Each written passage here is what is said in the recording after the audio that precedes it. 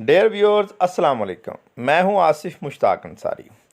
आज हम आर्टिकल दा या दी की प्रोनाउंसिएशन के बारे में सीखेंगे कि इसको कब दा और कब दी पढ़ा जाता है। अगर आप मेरे इस चैनल पर नए हैं तो चैनल को सब्सक्राइब करें, वीडियो को लाइक और शेयर करें और बेल आइकन का बटन भी दबाएं। हम जानते हैं कि इंग्लिश के कुल 26 लेटर हैं।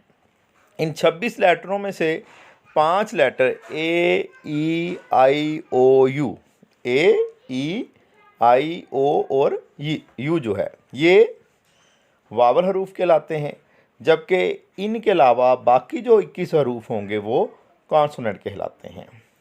वावल साउंड से शुरू होने वाली आवाज़ के साथ अगर टी एच इस्तेमाल हो तो इसको दी पढ़ा जाता है, और कॉन्सोनेंट साउंड से शुरू होने वाली आवाज़ के साथ टी एच ई को दा बोलते हैं।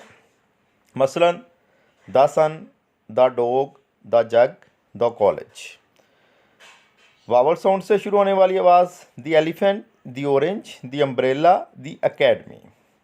वजाहत यहाँ वावल और कॉन्सोनेंट से मुराद वावल और कॉन्सोनेंट अल्फाज नहीं बल्कि उनकी साउंड है,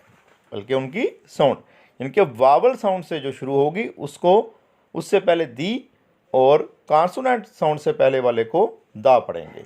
मसलन the smile, the rain, the TV, the university.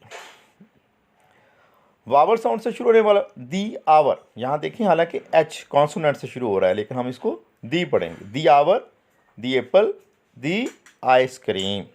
उम्मीद है आपको उसकी समझ आ गई होगी। अल्लाह आपका हामी नासिर हो। अल्लाह हाफिज़।